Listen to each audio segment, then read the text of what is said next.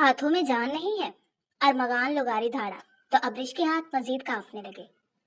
وہ 13 سالہ معصوم لڑکی تھی جو اس کے پاس خون بہانے آئی تھی۔ ارمغان لغاری نے اس کے کانپتے وجود کو اپنے قریب کھینچا۔ تم بہت کم عمر ہو، صرف اس لیے لحاظ کر رہا ہوں، آئندہ اپنی شکل میرے سامنے مت لانا۔ وہ غصے سے گھرایا۔ اس دن کے بعد حویلی میں ظلم برداشت کرنے کے باوجود وہ کبھی ارمغان لغاری کے سامنے نہیں آئی۔ پر 4 سال بعد وہ ارمغان لغاری کی ہی شادی پر اس کے کمرے میں سامان رکھنے گئی تھی۔ جب ارمغان لغاری اسے دیکھ پتھر ہو گیا۔ وہ مکمل حسن کی مالک، نازک و معصوم۔ لغاریوں کی حویلی میں خوب رونق لگی ہوئی تھی، بلکہ جشن کا سا سما تھا، کیونکہ احسان لغاری کے سب سے چھوٹے اور لاڈلے بیٹے ارمغان لغاری کی شادی تھی، جو 4 سال بعد 1 ہفتہ پہلے امریکہ سے تعلیم مکمل کر کے لوٹا تھا۔ اس کی ہونے والی بیوی ماہین اس کی اکلوتی پھپھو کی بیٹی تھی، جو کہ شہر میں رہتی تھی۔ ماہین اور اس کے درمیان بچپن سے دوستی تھی۔ امریکہ میں جتنا عرصہ اس نے گزارا دونوں رابطے میں رہے۔ ماہین تو اس سے محبت کرتی تھی، مگر ارمغان کے دل میں اس کے لیے محبت جیسا کوئی جذبہ نہیں تھا، لیکن وہ اسے پسند ضرور کرتا تھا۔ ویسے بھی اسے ایک پڑھی لکھی بیوی چاہیے تھی، اور ماہین کے علاوہ پورے خاندان میں کوئی بھی ایسی لڑکی نہیں تھی جو ایم اے پاس ہو۔ اس لیے وہ ماہین سے شادی پر مطمئن تھا۔ روشنیوں سے جگمگاتی حویلی میں شادی کی تیاریاں زور و شور سے جاری تھی۔ مہمانوں کی آؤ بھگت ہو رہی تھی۔ ہر کسی کے چہرے پر مسکراہٹ تھی، خوشی تھی، سوائے اس 17 سالہ لڑکی کے، جو آج سے 4 سال قبل محض 13 سال کی عمر میں لغاریوں کی اس حویلی میں بنی ہو کر آئی تھی۔ وہ ابرش حسن تھی، شہر کی رہنے والی۔ بدقسمتی سے آج سے 4 سال پہلے اس کا بھائی ساحل حسن اپنے ایک دوست سے ملنے ان لغاریوں کے گاؤں آیا۔ کھیتوں کے درمیان بنی چھوٹی سی پختہ سڑک پر اس کی گاڑی فل سپیڈ سے جا رہی تھی، جب اچانک کھیتوں سے نکل کر کچھ بھاگتے ہوئے بچے گاڑی کے سامنے آ گئے۔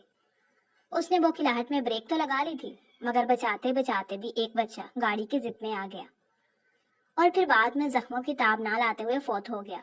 وہ بچہ لغاریوں کا تھا، احسان لغاری کے بڑے بیٹے شہباز لغاری کا 8 سال کا بیٹا ارحم لغاری۔ ساحل کو لغاریوں نے پکڑ لیا۔ جب یہ خبر شہر میں اس کے گھر پہنچی تو اس کے باپ حسن صدیقی اور ماں پر قیامت ٹوٹ پڑی۔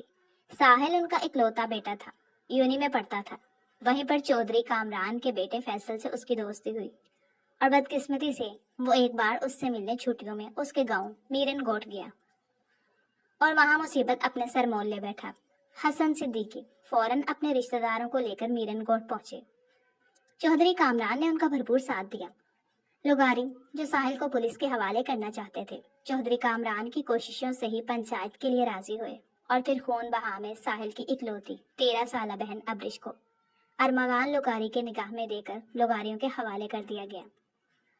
اگرچہ حسن صدیقی اور اس کے خاندان کا دل اپنے معصوم بچی کو ورنی کرنے پر خون کے آنسو رو رہا تھا، مگر ساحل کو بچانے کے لیے اس کے سوا کوئی چارہ نہیں تھا۔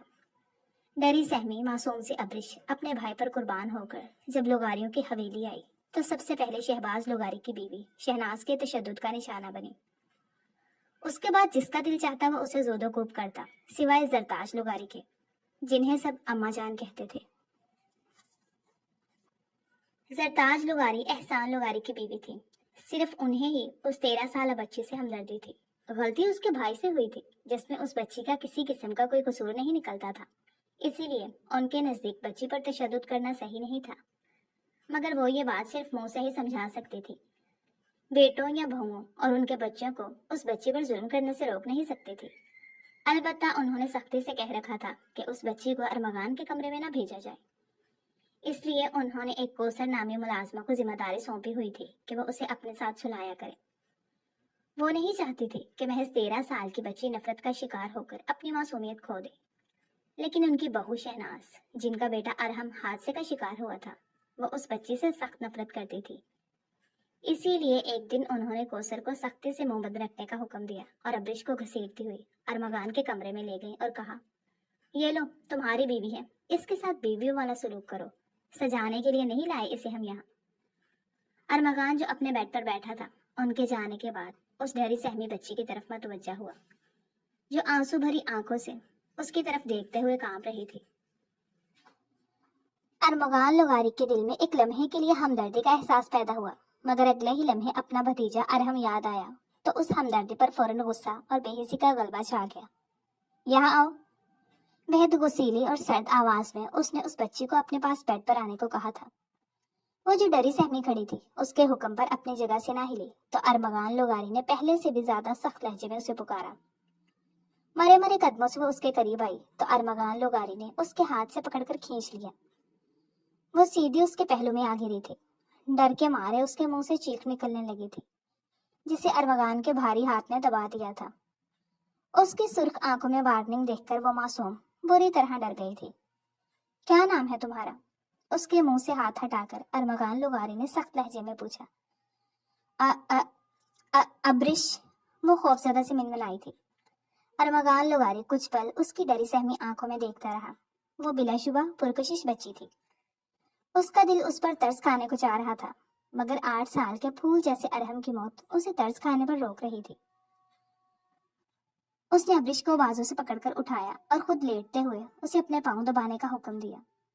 ابرش ڈرتے ڈرتے اپنے نازک چھوٹے چھوٹے ہاتھوں سے اس کے پاؤں دبانے کی کوشش کرنے لگی۔ زندگی میں پہلی مرتبہ ایسا کام کر رہی تھی تو کیسے صحیح سے کر پاتی بھلا۔ 5 منٹ گزرے تھے جب ارمغان لوگاری نے اسے جھڑک کر ٹھیک سے پاؤں دبانے کو کہا۔ اس کے خوف سے وہ اپنی پوری انرجی لگا کر پاؤں دبانے لگی، مگر وہ پھر بھی مطمئن نہ ہوا اور اس پر بھڑکنے لگا۔ اتنی دودھ پیتی بچی نہیں ہو جو یہ کام ڈھنگ سے نہ کر سکو، ہاتھوں میں جان نہیں ہے کیا؟ وہ اس کے نرم و نازک ہاتھوں کو اپنے سخت گرفت میں لیتے ہوئے گھرایا تو ابرش ڈر کر رونے لگی۔ خاموش! اس کے جھڑکنے پر خاموش ہونے کی بجائے اس کا رونا مزید تیز ہوا تو وہ بری طرح جھنجھلا گیا اور اس کے کانپتے وجود کو اپنے قریب کرتے ہوئے سرد آواز میں بولا، میں نے کہا خاموش ہو جاؤ، صرف تمہاری کم عمری کا لحاظ کر رہا ہوں۔ اگر تم اتنی چھوٹی نہ ہوتی تو ارمغان لوگاری کی وحشت آج تم پر نکلتی۔ اس سے پہلے میں خود پر کنٹرول کھو دوں، دفع ہو جاؤ یہاں سے، اور آئندہ کبھی میرے سامنے مت آنا۔ اس کے دھکیلنے پر ابرش بیڈ سے کارپٹ پر جا گری۔ تکلیف کا احساس ہوا، مگر تکلیف کی پرواہ کیے بنا وہ رہائی پا کر بجلی کی سی تیزی سے اٹھی اور بھاگ کر نکل گئی۔ اس کا رخ اماں جان کے کمرے کی طرف تھا، کیونکہ صرف وہی تھی جو اسے نہ ڈانٹتی۔ زرتاج لوگاری بیڈ پر لیٹی ہوئی تھی۔ کوثر ان کی ٹانگیں دبا رہی تھی، مگر اس کے چہرے پر شدید اضطراب تھا۔ روتی ہوئی ابرش اندر داخل ہوئی تو جہاں اس کے چہرے کا رنگ اڑا وہاں زرتاج لوگاری بھی چونک گئی۔ ابرش سیدھے زرتاج لوگاری سے لپٹ کر رونے لگی۔ زرتاج لوگاری نے اسے تھپک تھپک کر بمشکل چپ کرایا اور پھر پوچھنے پر ابرش نے جو کچھ بتایا اسے سن کر انہوں نے قہر بھرے تاثرات سے کوثر کی طرف دیکھا تھا، جس نے شرمندگی سے سر جھکا لیا تھا۔ اگلی صبح زرتاج لوگاری نے اپنا بوریا بستر باندھا اور درمیان والے بیٹے فراز لوگاری کے پاس شہر جانے کا فیصلہ کیا۔ یہ فیصلہ انہوں نے ابرش کی وجہ سے کیا تھا، لیکن ابرش کے ان کے ساتھ جانے کا سن کر جب شہناز نے مخالفت کرنی چاہی تو اس کے شوہر شہباز لوگاری نے اسے یہ کہتے ہوئے خاموش کروا دیا کہ اماں کو اپنی دیکھ بھال کے لیے وہاں ایسی ملازمہ کی ضرورت ہوگی جو 24 گھنٹے ان کے ساتھ رہے۔ شہناز شوہر کے سامنے تو خاموش ہو گئی تھی، مگر ساس کی اس چالاکی پر انہیں خوب تاؤ آیا جو اس لڑکی کو بچانا چاہتی تھی۔ ابرش نے شہر آ کر سکون کا سانس لیا۔ فراز لوگاری کی بیوی صاحبہ بھی اچھی فطرت کی خاتون تھی۔ ساس کی طرح انہیں بھی ابرش سے ہمدردی ہوئی۔ ابرش 24 گھنٹے اماں جان کے ساتھ رہتی تھی، اسی لیے آہستہ آہستہ وہ ان سے بہت مانوس ہو گئی۔ فراز لوگاری کے بچے جو ابرش کے ہی ہم عمر تھے انہیں اسکول جاتا دیکھ کر اسے شدید حسرت ہوتی تھی، اس لیے اس نے ایک دن زرتاج لوگاری سے اپنی اس خواہش کا اظہار کیا تو وہ جواباً خاموش ہو گئی، کیونکہ وہ جانتی تھی کہ اگر اسے اسکول بھیجتی تو لازماً یہ خبر شہباز لوگاری، احسان لوگاری اور شہناز تک پہنچ جاتی تو یقیناً ایک طوفان کھڑا ہو جاتا کہ پھر ابرش کو واپس حویلی بلوا لیا جاتا۔ اس لیے وہ اس کی خواہش پر خاموش ہو گئی، مگر صاحبہ لوگاری نے اس مسئلے کا حل نکال لیا۔ انہوں نے اس کے لیے پرائیویٹ پڑھنے کا انتظام کر دیا۔ وہ خود ہی اسے پڑھاتی تھی، پھر ایک اسکول کی پرنسپل ان کی دوست تھی، اسی سے کہہ کر انہوں نے ابرش کو ان کے اسکول میں 8ویں کلاس کے پیپرز دلوائے، لیکن اس بات کو اتنا خفیہ رکھا کہ ان کے شوہر فراز لوگاری تک کو پتہ نہ چل سکا، صرف اماں جان ہی واقف تھی۔ 8ویں کے پیپرز اس نے بہت اچھے نمبروں سے پاس کیے۔ وہ بہت ذہین بچی تھی، اسی لیے صاحبہ کو اس سے ہمدردی تھی کہ ایک ذہین بچی فرسودہ رسم کی بھینٹ چڑھ کر تعلیم سے محروم نہ رہے۔ 9ویں اور 10ویں کے پیپرز بورڈ کے تھے، اس کے لیے ابرش کو اچھے ٹیوٹر کی ضرورت تھی۔ اس کا حال صاحبہ لوگاری نے یہ نکالا کہ وہ اسے ہفتے میں 2-3 دن بار اپنے اس پرنسپل دوست کے گھر لے جاتی اور وہاں ابرش کو وہ اچھا خاصا گائیڈ کر دیتی۔ ذہین تو وہ تھی ہی، جلدی پک کر لیتی تھی۔ 9ویں جماعت کے بورڈ کے پیپرز جب ہو رہے تھے تو پہلے تو اس نے آرام سے دیے، مگر آخری پیپر سے ایک دن پہلے شہناز لغاری وہاں آ گئی۔ اس کی اچانک آمد نے اماں جان، ابرش اور صاحبہ لغاری تینوں کو پریشان کر دیا۔ اگر انہیں ابرش کی پڑھائی کی ذرا بھی بھنک پڑ جاتی تو بہت بڑا مسئلہ بن جاتا۔ لہٰذا پیپر والے دن صاحبہ انہیں زبردستی قائل کر کے اپنے ساتھ مارکیٹ لے گئی اور پیچھے ابرش رکشے میں بیٹھ کر پیپر دینے گئی۔ صاحبہ لغاری نے 3 گھنٹے اپنی جیٹھانی کو شاپنگ کے بہانے مارکیٹ میں مصروف رکھا۔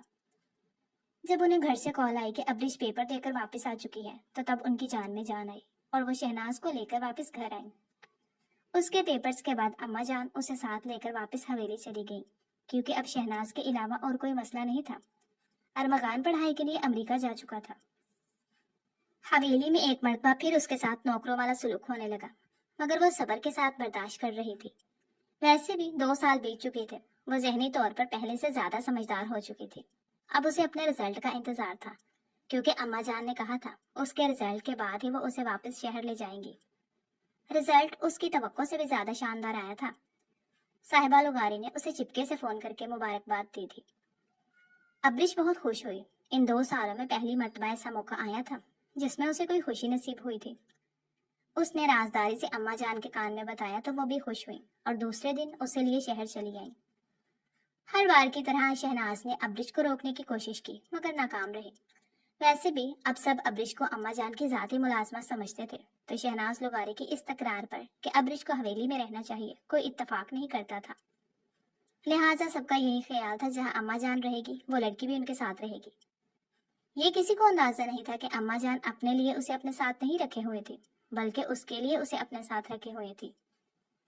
9ویں جماعت کی طرح 10ویں جماعت بھی اس نے اچھے نمبروں سے پاس کر لی تو صاحبہ لغاری نے اسے 11ویں کی کتابیں منگوا دی۔ وہ پڑھائی میں مصروف ہو چکی تھی۔ 4 سال کا عرصہ گزر چکا تھا۔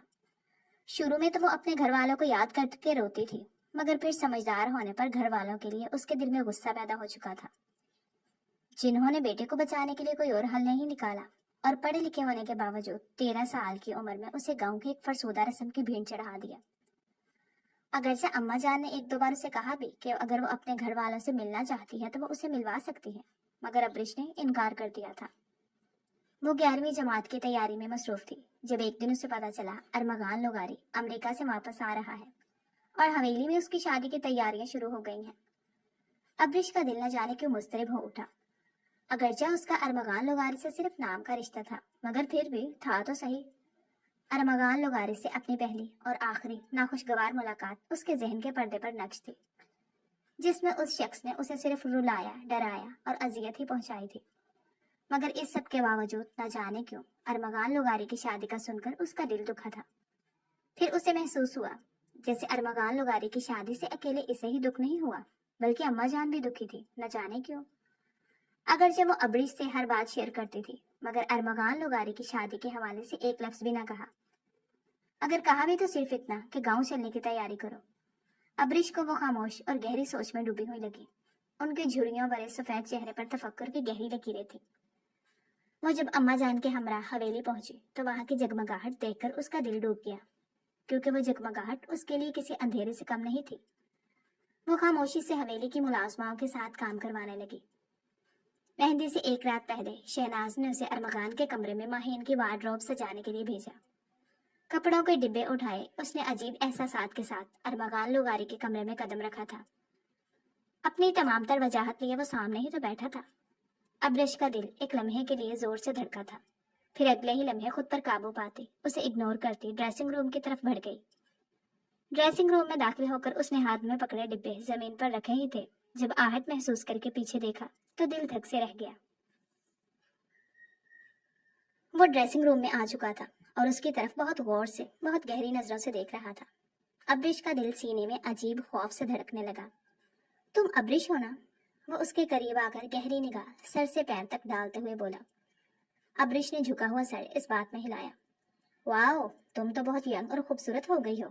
اس کے لہجے میں 27 سے زیادہ بے باکی تھی۔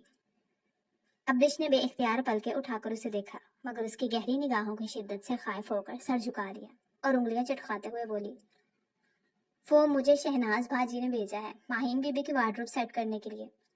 مگر ارمغان لغاری کی توجہ اس کی بات پر نہیں بلکہ اس پر تھی۔ اس کے قریب آ گیا تھا۔ اب برج کے دل کی دھڑکن جیسے بے قابو ہونے لگی تھی۔ وہ پیچھے ہٹنے کی کوشش میں الماری سے جا لگی۔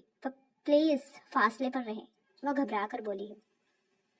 اب برج کی سانسیں اٹک گئی، جسم کا ہر عضو ساکت ہو گیا تھا۔ دل تو جیسے پسلیاں توڑ کر باہر آنا چاہتا تھا۔ ارمغان لغاری اس کے بے حد قریب تھا، اتنا قریب کہ انہیں صرف ایک دوسرے کی سانسوں کی تپش محسوس ہو رہی تھی۔ ارمغان لغاری کی سحر انگیز شخصیت اس کے حواسوں پر چھانے لگی تھی۔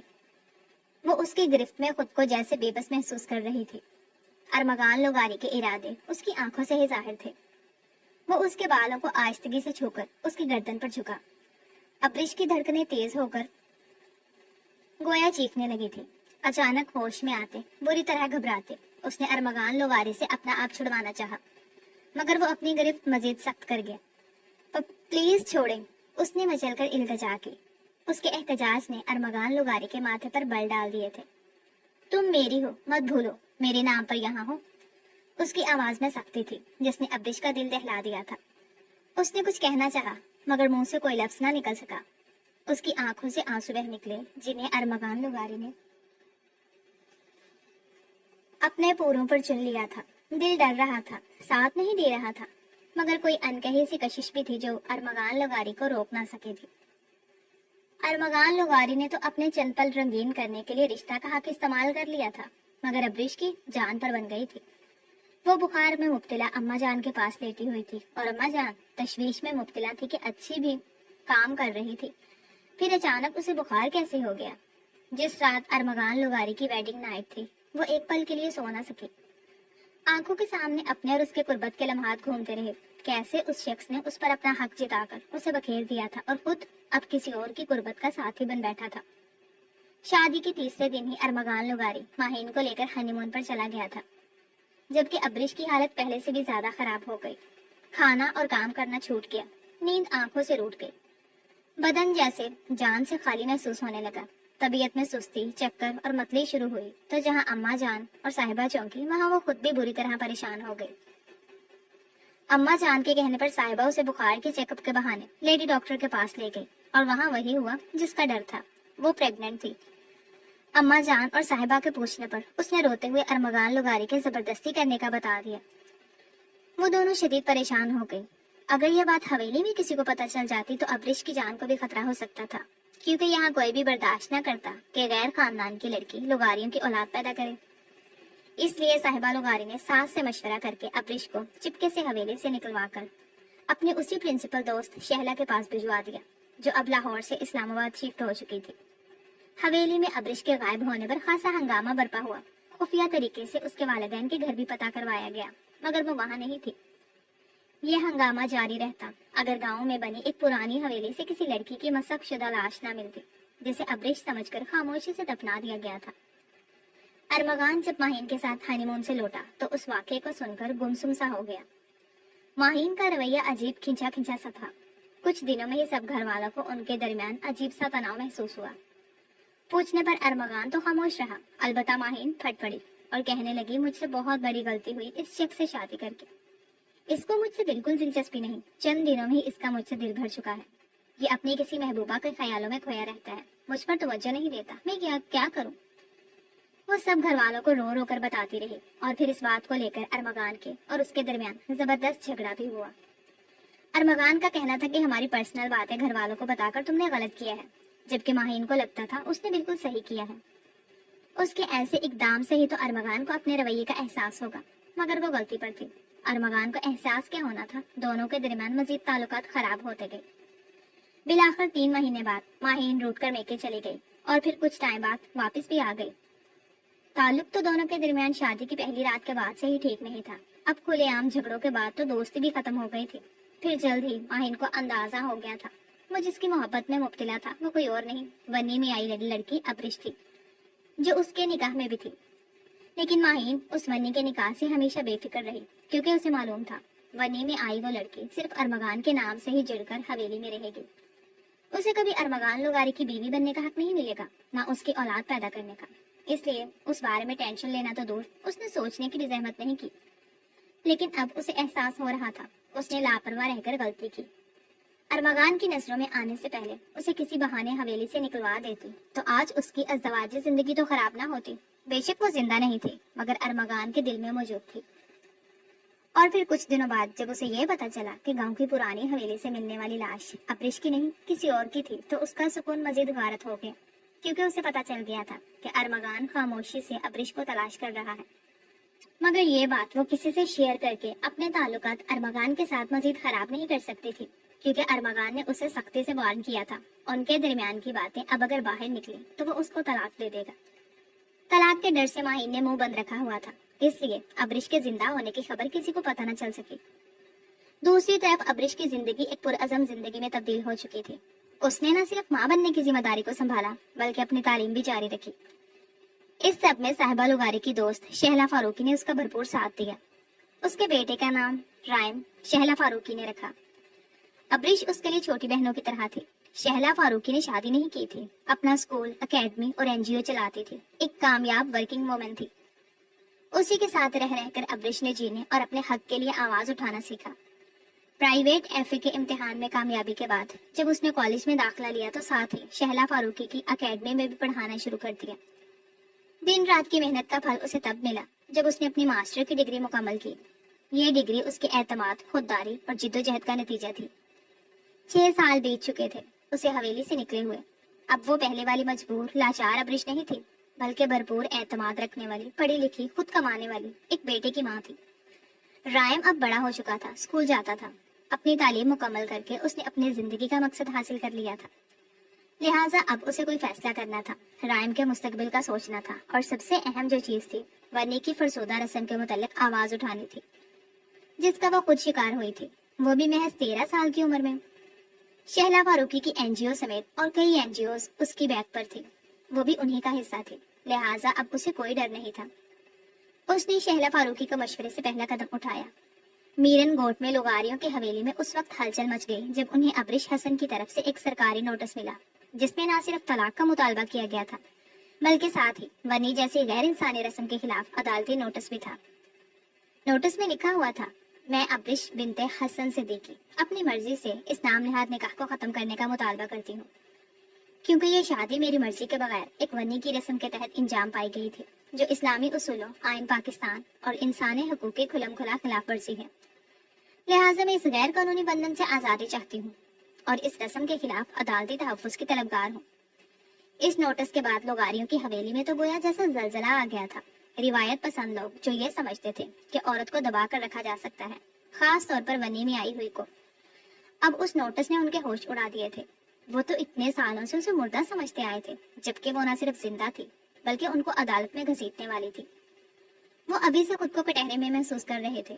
یہ نوٹس صرف طلاق کا نہیں تھا بلکہ صدیوں پرانی ظالمانہ روایت کے خلاف اعلان جنگ بھی تھا، ایک خاموش انتقام جو برسوں سے ابریش کے دل میں پل رہا تھا، اب تحریری طور پر حویلی والوں کے سامنے آ چکا تھا۔ اس سب سے اگر کوئی پہلے سے واقف تھا تو وہ صاحبہ لغاری تھی۔ ایک اور بھی فرد ہوتا اگر 2 سال پہلے اس کا انتقال نہ ہو گیا ہوتا، اور وہ اماں جان تھی، زرتاج لغاری۔ ابریش اگر حویلی میں کسی کے مشکور تھی تو وہ اماں جان اور صاحبہ لغاری تھی، جن کی وجہ سے وہ اس مقام پر پہنچی تھی۔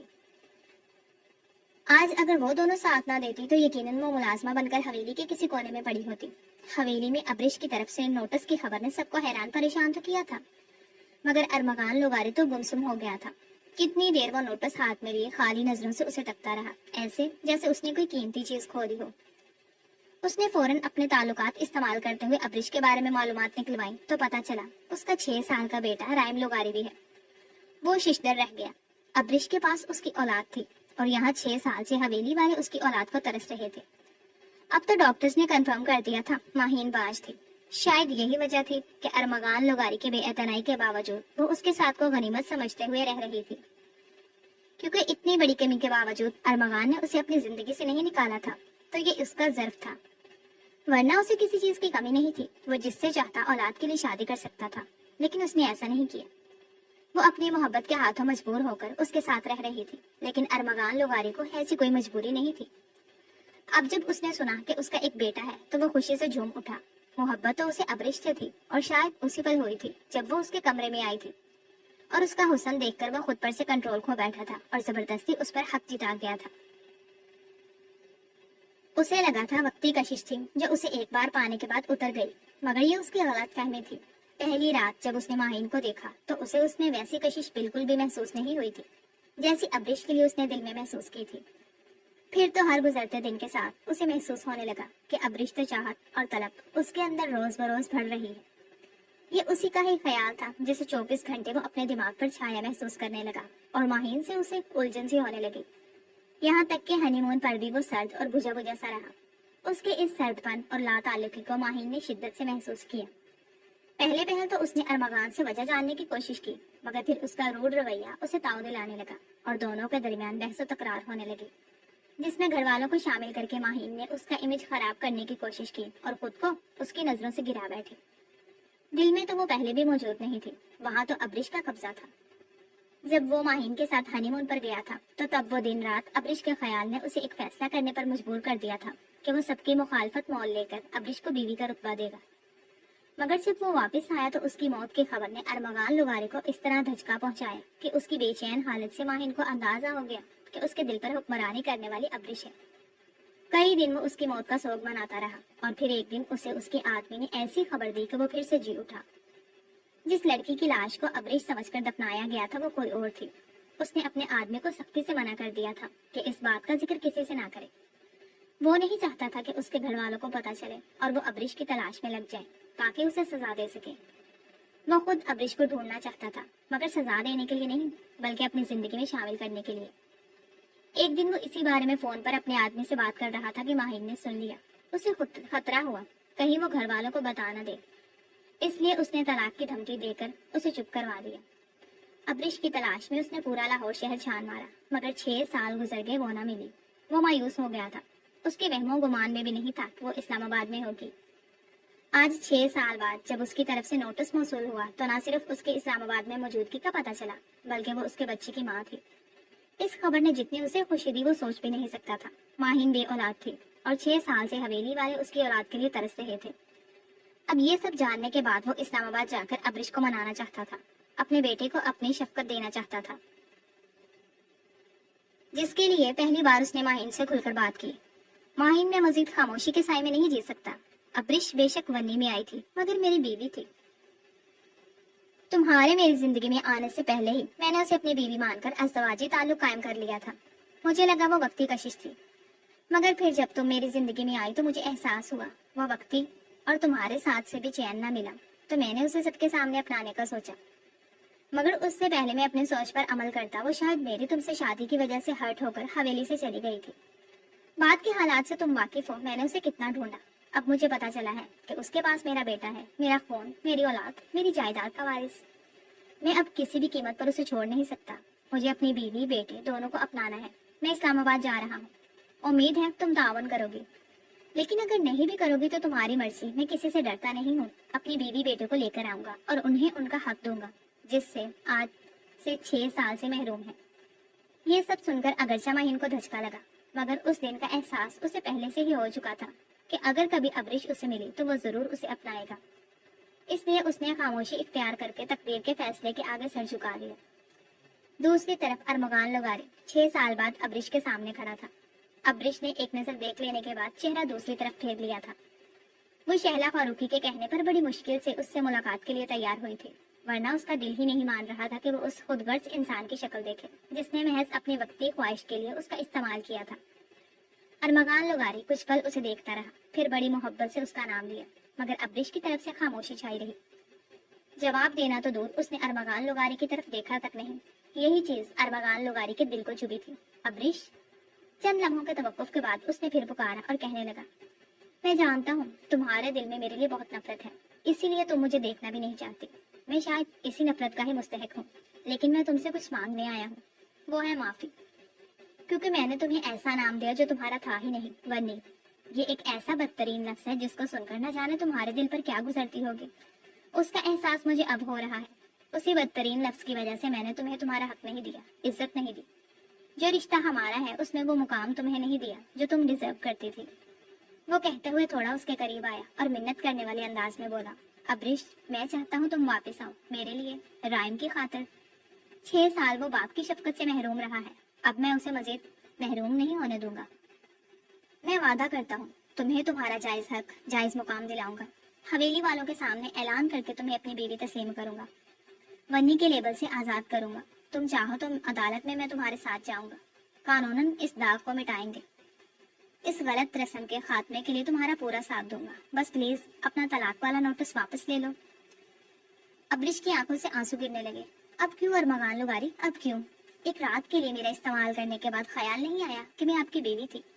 مجھے میرا جائز مقام دلاتے، بس صرف اپنی خواہش پوری کرنی تھی۔ کس قدر خود غرض انسان ہو۔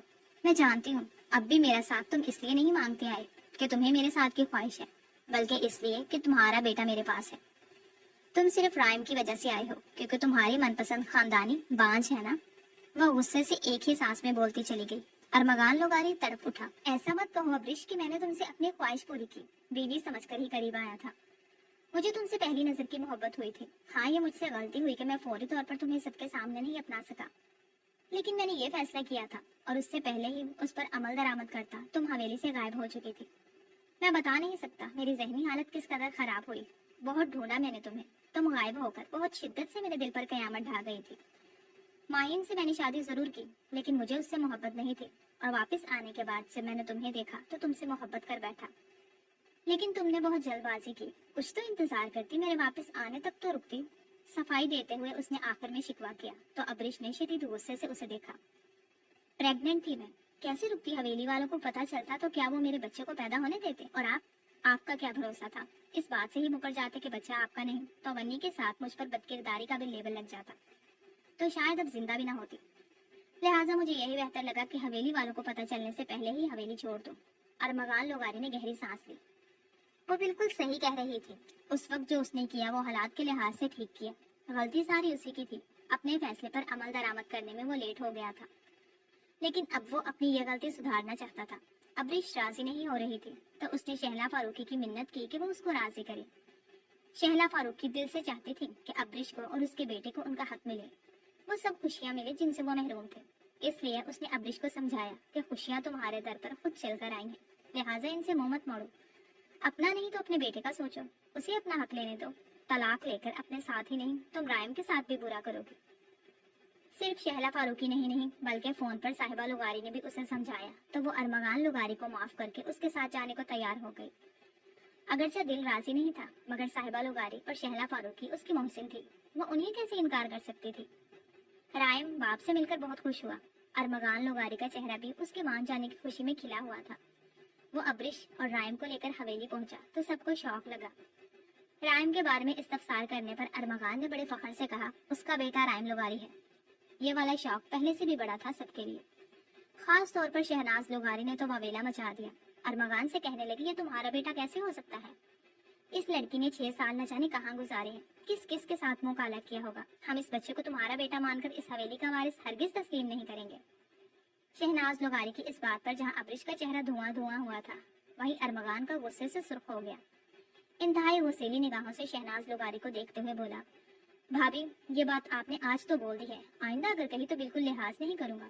میری بیوی کی پاک دامنی کا سرٹیفکیٹ مجھے آپ کو دکھانے کی ضرورت نہیں ہے، یہ میرا بیٹا ہے، میں جانتا ہوں، جس کو نہیں یقین تو وہ مت کرے، مجھے کوئی پرواہ نہیں، لیکن اب بات پھر سے سب پر واضح کر دوں، اگر کسی نے میری بیوی کی کردار کشی کی تو مجھ سے برا کوئی نہیں ہوگا، خدا کی قسم کسی کا لحاظ نہیں کروں گا۔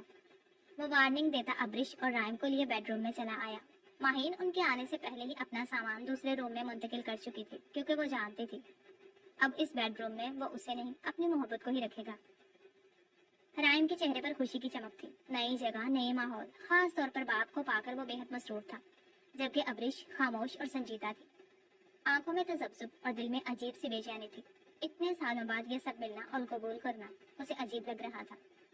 دوسری طرف ارمغان بھی بے چینی کا شکار تھا، وہ چاہتا تھا ابرش سے بات کرے، وہ اس پر اعتماد کرے، اس کے دل کی کیفیت سمجھے، دونوں کے درمیان محبت اور اعتبار کی فضا قائم ہو، وہ اپنا رشتہ نئے سرے سے شروع کرے، لیکن ابرش کا روکھا اور محتاط رویہ اسے جھجکنے پر مجبور کر رہا تھا۔ दूसरी तरफ हवेली का माहौल भी खामोश और उलझा हुआ था। एहसान लुगारी, शहबाज लुगारी और फराज लुगारी की मुश्तरका राय थी कि हालात को मद्देनजर रखते हुए अब्रिश और रायम को कबूल कर लेना चाहिए। जब अरमगान रायम को अपनी औलाद मान रहा है तो हम कैसे कह सकते हैं कि वो उसका बेटा नहीं है? एहसान लुगारी ने कहा, वक्त बदल चुका है, हमें भी दिल बड़ा करना होगा। रायम हमारे अरमगान का बेटा है तो हमारा खून है, उसे रद्द करना नाइंसाफी होगी।